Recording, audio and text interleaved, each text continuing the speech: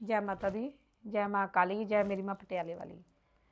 बच्चा, आज मैं इस टॉपिक पे बात करना चाहती हूँ कि अगले महीने माँ के नवरात्रे शुरू हो रहे हैं 9 तारीख से, 9 अप्रैल से। और नवरात्रों के वैसे बच्चों को सबको ही पता है कि कैसे रखने हैं, कैसे नहीं रखने। सबसे बड़ी बात है, मैं एक बात ये कहना चाहती हूँ कि नवरात्रों में सप्तशती का पाठ बहुत ज़रूरी होता है। जो बच्चा कर सकता है ठीक है, जो बच्चा नहीं कर सकता तो भी बेटा कोई बात नहीं है। सप्तशती के पाठ का एकमात्र बूंद दुर्गा स्तुति है, आप वो भी कर सकते हो।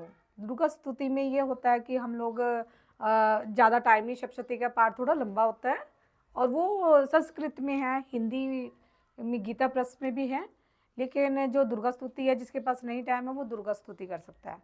और जिसने दुर्गा स्तुति भी नहीं करनी, नहीं टाइम है दुर्गा स्तुति के लिए, तो माता सप्तशती के पाठ के लास्ट में माता रानी का सिद्ध कुंजी का मंत्र है, जो सिर्फ जपने से या 11 बार कर लो या एक बार कर लो या फिर 21 बार कर लो या 108 बार करोगे तो भी अच्छा है, बहुत अच्छा होता है। उसको आपके पूरे पाठ का फल मिलेगा बेटा। सप्तशती का सिद्ध कुंजी का पाठ है, तो सिद्ध कुंजी का पाठ पहले वो कुंजी को कहते खोलना पड़ता है। जो कुंजी होती है जैसे कि चाबी है, हर ताले की चाबी होती है तो उसे खोलना पड़ता है ना। तो सिद्ध कुंजी का इसलिए कहा गया है, उसको कीलक किया हुआ है, कीला हुआ है।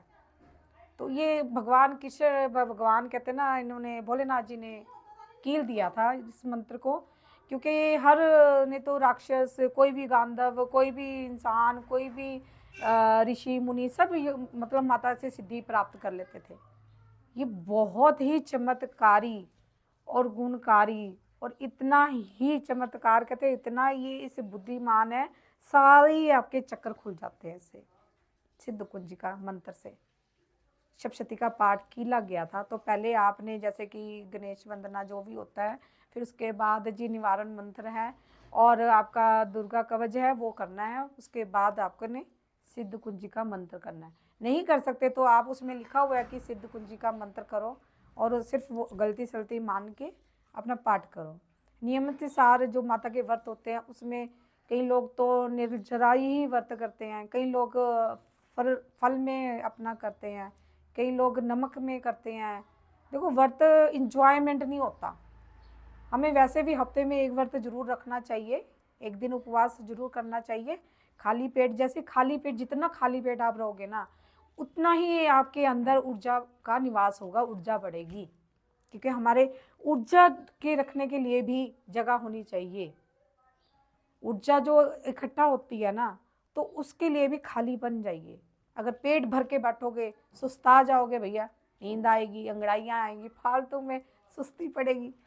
तो जब खाली पेट कहते भजन जरूर करना चाहिए और उससे काफ़ी फ़र्क पड़ता है।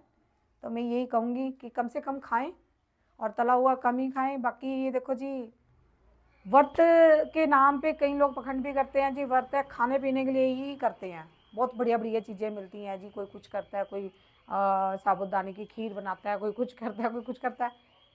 एक टाइम भोजन करो, माँ के व्रत में एक टाइम भोजन जरूर होता है। निवारण जो शुगर पेशेंट है या बीमार है, नहीं रह सकता, वो 2 टाइम कर ले, ठीक है। तो नियम होता है हर चीज़ का, हर व्रत का। मैं ये नहीं कह रही बच्चों को कि शायद किसी को अच्छी भी लगी हो बात, नहीं भी लगी हो भैया, तो कुछ बुरा कह दिया हो तो उसके लिए गलती सलती माफ़।